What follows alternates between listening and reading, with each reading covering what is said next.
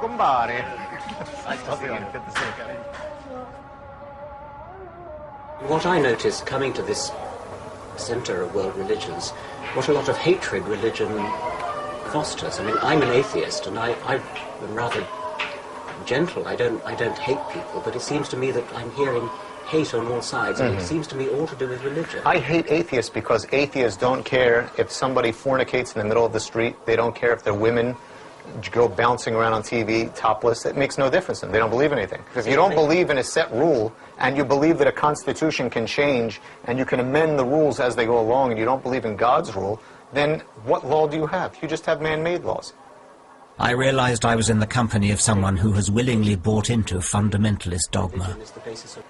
But if we've all got to live together, it's not going to be helped if there are people of very, very strong faith who simply know they're right and are not amenable to argument, because there's somebody out there who's just as faithful as you and has his faith just as strong as yours, which is opposite to yours. You see, the problem is, Richard, I think that you have fear.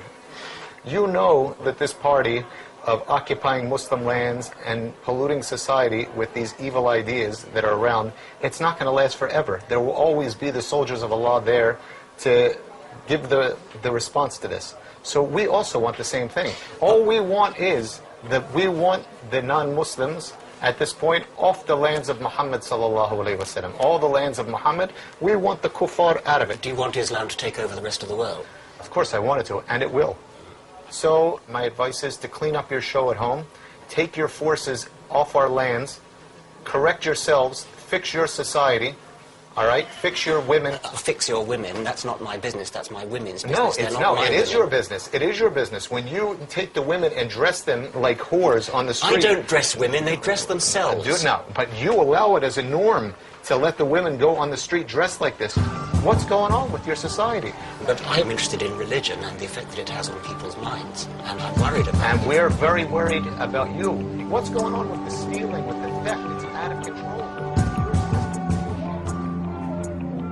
Clearly, historic injustice towards the Palestinians breeds hatred and anger.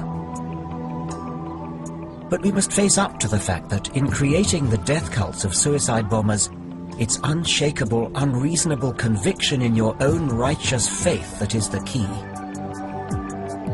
If preachers then tell the faithful that paradise after martyrdom is better than existence here in the real world, it's hardly surprising that some crazed followers will actually swallow it, leading to a terrible cycle of vendetta, war, and suffering. We've heard some pretty extreme statements, some hatred, some bigotry, such as I haven't really heard before.